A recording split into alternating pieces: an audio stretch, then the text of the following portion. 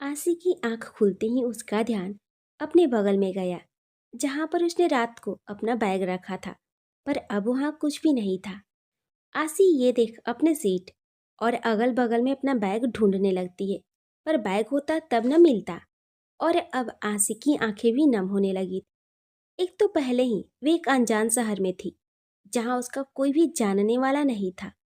और अब उसका बैग भी चोरी हो गया, जिसमें उसके कपड़े, जरूरी सामान और खासकर उसकी माँ की आखिरी निशानी, वे जेवर भी थे जो उसके बुरे वक्त में काम आने वाले थे। पर अब उसका बुरा वक्त उसके सामने था, पर नहीं था अब उसके पास कुछ भी। आसी धम से अपनी जगह पर बैठ गई और अब उसकी आंखों से आंसू बहने लगे, क्योंकि अब उसे कोई रास्ता ही नहीं सूझ रहा था कि वे करे तो क्या करे, किससे मदद मांगे। और इस अनजान शहर में उसकी मदद करेगा भी तो कौन। और आजी यही सब सोच रही थी कि उसका फोन बजा और अपने फोन की रिंगटोन पहचान आसी हैरानी से इधर उधर देखने लगती है। तब आसी को अपना फोन अपने सलवार से बजता नजर आता है, और तब आसी को याद आता है कि कल पलक से बात करने के बाद उसने अपना फोन बैग में नहीं रखा और अपने सलवार के पॉकेट में रख लिया था। आसी हमेशा से जेब वाली सलवार पहनती थी, जिस पर उसके ताई जी के बच्चे हंसते थे। पर आसी ने उन लोगों की बातों पर कभी ध्यान नहीं दिया था, और शायद आज उस चीज का फायदा भी आसी को हुआ था। वे फोन जेब से निकाल उसे चूम लेती है, क्योंकि ये फोन उसके इस अनजान शहर में सहारा जो बनने वाला था। आसी ने फोन देखा तो उस पर पलक उसे कॉल कर रही थी, और आसी जल्दी से फोन उठाती है और एक सांस में अपनी सारी परेशानी पलक को बता देती है। ये भी कि उसका बैग चोरी हो गया है, जिसमें उसका सारा सामान था। पलक उसकी बात सुनकर कहती है, चोरी हुआ सामान मिलना तो काफी मुश्किल है, पर हाँ, एक काम हो सकता है। मेरी एक फ्रेंड वहीं रहती है, स्टेशन के आसपास में ही। मैं उसको कॉल करके तुम्हारे बारे में बोलती हूँ और तुम्हारा नंबर भी दे देती हूँ। हाँ, ये ठीक रहेगा। पलक की बात सुनकर आसी कहती है, थैंक यू पलक। मुझे नहीं जानते हुए भी कल से तुम बस मेरी मदद कर रही हो। जो एक लड़की अनजान के लिए इतना कुछ कर रही है, वे अपनों के लिए क्या कुछ नहीं करती होगी। आसी की बात सुनकर पलक धीरे से कहती है, अरे नहीं, मैं इतनी भी अच्छी नहीं जितना तुम मुझे बता रही हो, क्योंकि हर किसी के लिए आप कभी सही नहीं होते। और तुम्हारी मदद मैंने इसलिए किया क्योंकि मैं कर सकती थी, इसलिए ज़्यादा मत सोचो। और तुम स्टेशन से बाहर आओ, तब तक मैं अपनी फ्रेंड से बात कर लेती हूँ। पलक ने अपनी बात कहते हुए फ़ोन रखा, और इधर आसी ट्रेन से बाहर आती है और स्टेशन के बाहर निकलकर एक चेयर पर बैठकर इंतज़ार करने लगती है। कुछ वक्त बीतता है, तभी उसका फ़ोन बजता है। पर फ़ोन पर अननोन नंबर देख आसी कुछ सोचती है और फिर फ़ोन उठाती है, जहाँ दूसरी तरफ से एक लड़की की आवाज़ आती है, हे आसी, where are you? I can't see that. उस आवाज़ को सुनकर आसी कहती है, जी आप कौन? जिस पर वे लड़की कहती है, अरे यार, मुझे पलक का कॉल आया था। मैं पलक की दोस्त माया हूँ। अब बताओ कि तुम हो कहाँ और मैं तुमको कैसे पहचानूंगी। अच्छा, तुम एक काम करो, अपने आसपास और अपने कपड़ों का कलर बताओ, जिससे मुझे तुम्हें ढूंढने में आसानी हो।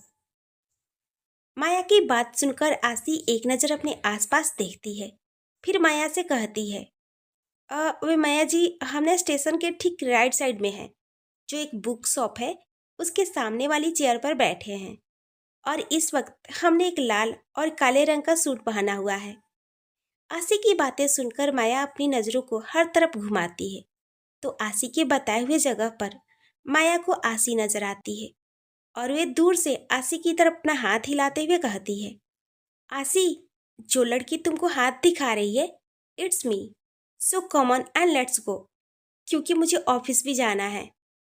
माया की बात सुनकर आसी अपनी नज़र घुमाती है, जहां उसको एक लड़की अपना हाथ हिलाते हुए दिख जाती है, जो देख आसी अपनी जगह से खड़ी होकर उस ओर चली जाती है। दोनों एक दूसरे को अपना नाम बताते हैं, आसी, माया। और फिर माया आसी को अपनी स्कूटी पर बैठाकर ले जाती है। उसका कमरा स्टेशन से दूर नहीं था, इसलिए 10 मिनट से भी कम समय में वे घर के बाहर अपनी स्कूटी रोकते हुए कहती है, लो, आ गया मेरा घर। आसी एक नज़र उस घर की तरफ देखकर कहती है, माया जी, ये आपका घर बहुत ही सुंदर है। आसी की बात सुनकर माया कहती है, देखो यार, पहली बात तो ये मेरा घर नहीं है और मैं यहाँ पीजी में रहती हूँ, मतलब पेइंग गेस्ट। और ऐसा घर लेना यहाँ सपना है, रेंट ही टाइम पर भर दूँ वही बड़ी बात है।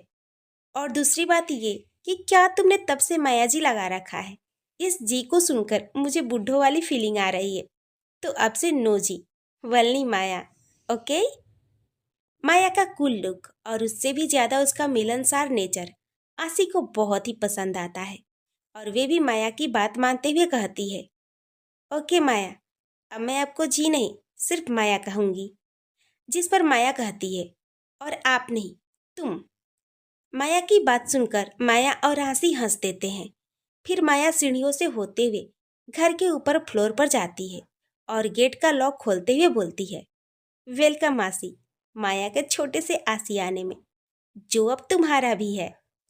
तो इसे अपना ही आसियाना समझना और जब तक चाहो तब तक तुम बिना किसी टेंशन के यहाँ रह सकती हो। पलक से मेरी बात हो गई है और पलक ने तुम्हारी जॉब के बारे में भी मुझे बताया है। तो आज तो मैं अपने काम पर जा रही हूँ क्योंकि मैं पहले ही लेट हो चुकी हूँ। तो आज नहीं, पर कल पक्का मैं तुम्हें उस होटल में लेकर चलूंगी। और ये कहते हुए माया एक नज़र अपने हाथ में पहनी घड़ी की तरफ देखती है और आशी से कहती है, वैसे भी जिस होटल में तुम काम करने वाली हो वहाँ हर एक चीज़ डिसिप्लिन से होता है। वहाँ के जो बॉस है उनके न जाने कितने होटल है और सिर्फ यही नहीं, अलग अलग शहरों में है। और हर होटल में वे जाते भी नहीं, पर उनके बनाए रूल्स हर जगह फॉलो किए जाते हैं। उनको किसी ने देखा नहीं क्योंकि वे लो रहना पसंद करते हैं और सुना है वे बहुत ही गुस्से वाले हैं। तो कल लेकर जाती हूँ तुमको, फिलहाल मैं निकलती हूँ। और हाँ, घर भी तुम्हारा है और हर चीज़ भी तुम्हारी, तो कुछ भी यूज करने में सोचना मत। और किचन राइट साइड में है। मुझे टाइम नहीं मिला कुछ बनाने के लिए, पर तुमको जो भी खाना हो अपने लिए बना लेना, मैं रात को मिलती हूँ। ये बोल माया बोलते बोलते रेडी भी हो रही थी, फिर अपना पर्स लेकर आसी को बाय बोलकर निकल गई। माया के जाने के बाद आसी वहीं रखी एक खाली चेयर पर जाकर बैठ जाती है और अपनी नजरें उस कमरे के चारों ओर दौड़ाती है, जो एक कमरे में ही एक पूरा का पूरा घर था। माया का घर छोटा सा था, पर माया ने उस घर का नाम यूं ही आसियाना नहीं रखा था। माया के लिए ये घर उसका आसियाना ही था, जिसे उसने बहुत ही खूबसूरती से सजाया था। ज्यादा सामान ना होने के बावजूद भी उस घर में जरूरत का हर सामान था, जो एक इंसान को नॉर्मल लाइफ में चाहिए होता है। माया ने इस बात का पूरा ध्यान रखा था। अपने घर में एक साइड एक छोटा सा किचन, किचन के बगल के जगह पर एक छोटा सा टेबल और उसके साथ रखी दो चेयर, एक साइड पर वॉशरूम और उसके ठीक सामने एक कमरा जो माया का था। और साथ ही में बनी एक छोटी सी पर प्यारी सी बालकनी, जहाँ पर कुछ पौधे लगाए गए थे जिसमें खिले रंग बिरंगे फूल उस बालकनी की खूबसूरती को बढ़ा रहे थे। ये जगह बेशक छोटी थी पर सुंदर थी। आशी खुद से कहती है, इस सच में ये घर काफ़ी सुंदर से सजाया है माया ने। और जैसे वे दिखने में सुंदर है, वैसा ही उसका मन भी है। तभी तो कितने प्यार से बात की मुझसे। एक पल के लिए भी ऐसा नहीं लगा मुझे कि मैं उससे आज पहली बार मिली हूँ। सच में पलक और माया दोनों ही बहुत ही अच्छी हैं, वरना पता नहीं आज मैं कहाँ होती और क्या कर रही होती। चल आसी, अब पहले तू थोड़ा फ्रेश हो जा, फिर कल से तुझे जॉब पर भी जाना है। अपनी बात बोल आसी अपने सामने वाले रूम में जाती है और वहाँ रखी अलमारी खोल उसमें से माया के ही एक सेट कपड़े निकाल वॉशरूम के अंदर चली जाती है। अब उसका बैग तो चोरी हो गया था और नए कपड़े लेने के लिए पैसे भी नहीं थे। अब तो सब कुछ जॉब पर था, जिससे सैलरी मिलती वे कुछ भी कर पाती। ये सोच वे वॉशरूम में चली जाती है। कुछ देर बाद वे किचन में आती है तो सब कुछ अपनी सही जगह पर था, जो देखकर ही समझ आ रहा था कि माया को साफ सफाई कितनी पसंद है। माया ने किचन में मौजूद हर चीज पर उसके नाम का चीट लगा रखा था, जिस वजह से आशी को अच्छा लगा। आशी ने फ्रिज खोला तो उसमें एक बाउल वेजिटेबल दलिया रखा था, जिसे गर्म करके आशी ने खा लिया। फिर वे कमरे में लगे बेड पर लेट गई। जिससे कुछ ही देर में उसकी आंखें लग गई और वे सो गई। शाम का वक्त करीब 6 बज चुके थे जब घर की डोरबेल की आवाज़ से आसी की नींद खुली। और आसी जब गेट खोलती है तो सामने माया थी। और माया हंसते हुए अंदर आते हुए आसी से कहती है, क्या बात है स्लीपिंग ब्यूटी, आपकी आंखें अब खुली? क्या तुमने कुछ खाया पिया भी, या बस ऐसे ही सो गई? ये बोलते हुए माया वहीं चेयर पर बैठते हुए अपना पर्स एक साइड रखती है। तब तक आसी माया के लिए पानी ले आई थी, जो माया ने पीते हुए कहा, मेरी पलक से बात हुई, वे बता रही थी तुम्हारी जॉब का। तुम जानती हो, उस जगह काम करना लोगों का सपना होता है। और ये बोल माया कहती है, मैंने कल अपने ऑफिस में कह दिया है कि मैं थोड़ा सा लेट आऊँगी, तो मैं कल तुमको उस होटल में लेकर जाऊँगी और वहाँ तुम्हारी बात करवा कर निकल जाऊँगी अपने ऑफिस। यह ठीक रहेगा ना? माया की बात सुनकर आसी भी वहीं चेयर पर बैठ जाती है और माया से कहती है, एक अनजान लड़की के लिए आप और पलक बहुत कुछ कर रही हैं। इतना तो कोई अपना भी शायद ना करे।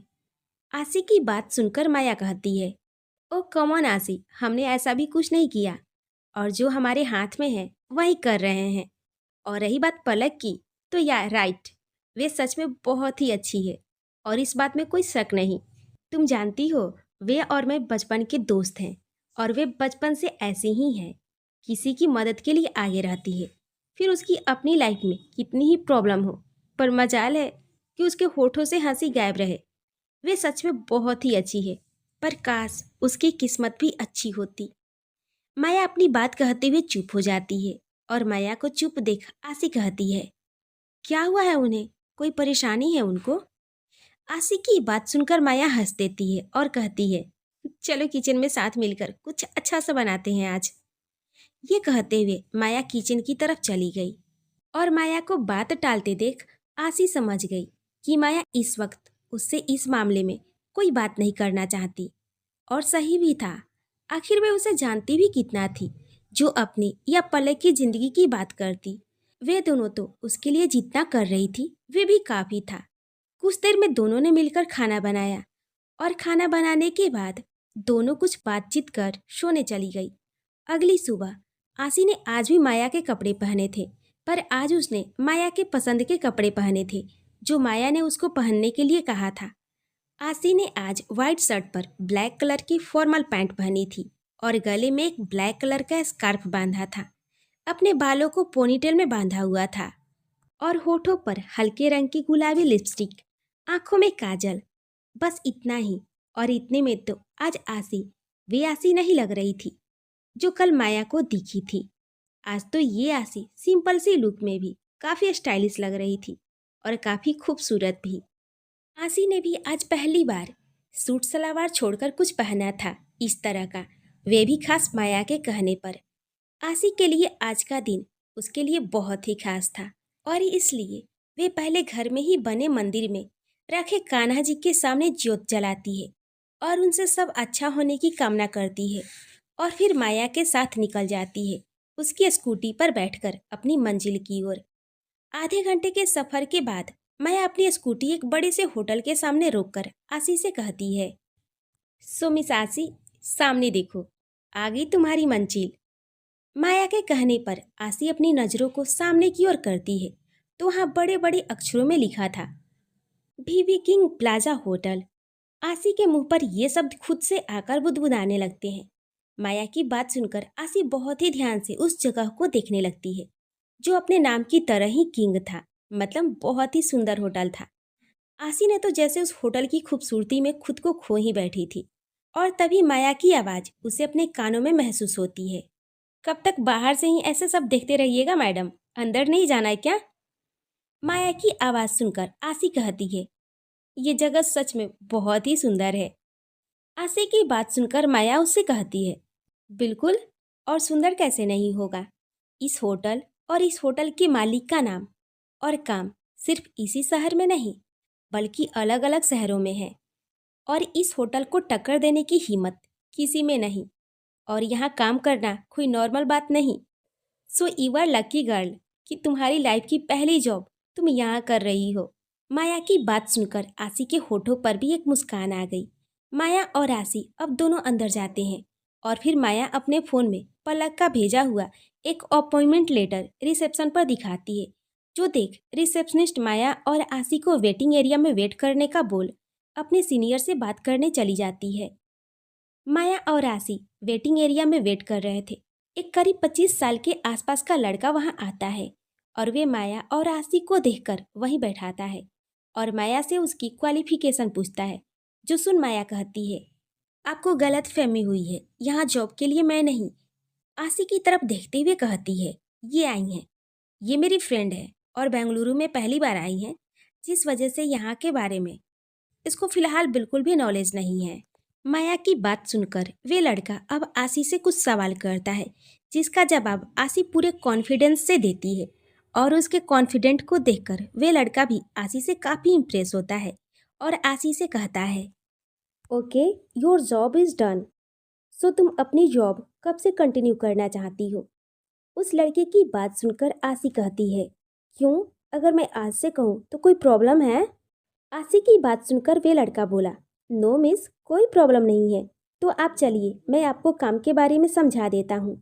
ये बोल वे आगे बढ़ता है और माया आशी के गले लगते हुए उसको ऑल दी बेस्ट कहती है और रात को वे उसे यही होटल के सामने मिलेगी। ये बोल वहाँ से निकल जाती है। आशी भी फिर उस लड़के के साथ निकल जाती है। आशी को वहाँ वेट्रेस के हैंड का काम मिला था, जिसके लिए वे इस वक्त खुद भी नई थी, तो काम सीखने की ज़्यादा ज़रूरत थी उसको। पर आशी का दिमाग बहुत ही तेज था। वे एक बार कही बात उसके दिमाग में सेट हो जाती थी, जिस वजह से उसको काम समझने में कोई खास प्रॉब्लम नहीं हुई। अब आशी का ये हमेशा का हो गया था, माया के साथ होटल आना और रात को भी माया के साथ ही होटल से घर वापस जाना। इस बीच आशी और माया की बहुत ही अच्छी दोस्ती भी हो गई थी और बीच बीच में पलक से भी बातें हो जाती थी। तो ये कहना गलत नहीं होगा, इन तीन अनजान लड़कियों की दोस्ती बहुत ही खास हो गई थी। आशी को अब उस होटल में काम करते हुए 2 महीने हो आए थे और अपनी मेहनत और प्यारे नेचर की वजह से वहाँ सबकी चहेती बन चुकी थी। अपने काम को पूरी मेहनत और मन लगाकर करना और दूसरे के काम में भी उनकी मदद करना, अपने इस नेचर की वजह से आशी वहाँ के स्टाफ के दिलों में थी।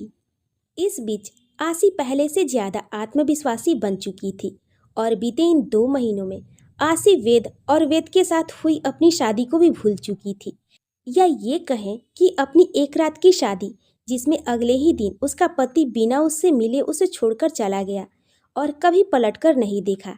ऐसी शादी और ऐसे पति को वे याद भी नहीं रखना चाहती थी। इस बात को उसने अपने दिल के किसी हिस्से में दबा दिया था, ताकि गलती से भी उसकी शादी हो चुकी है ये बात कभी उसको याद भी ना आए। अपनी इस जिंदगी में बहुत ही खुश थी। अच्छा काम और माया और पलक जैसे अच्छे दोस्त, जिन्होंने उस वक्त उसका साथ दिया जिस वक्त वे इन दोनों से अनजान थी। बावजूद इसके उन्होंने एक अजनबी लड़की का साथ दिया, बल्कि हर कदम पर साथ खड़े रहें। और उसे अब मतलब था तो बस अपने दोस्तों और काम से, किसी और के लिए उसकी ज़िंदगी में कोई जगह ही नहीं थी। लेकिन कहते हैं ना, किसी के चाहने से कब कहाँ कुछ हुआ है। अगर चाहने से सब हो जाए तो ज़िंदगी कुछ अलग ही ना हो जाए। यही था आशी का भी। आशी इस बात से अनजान कि कल का दिन उसके लिए और दिनों से अलग होने वाला था।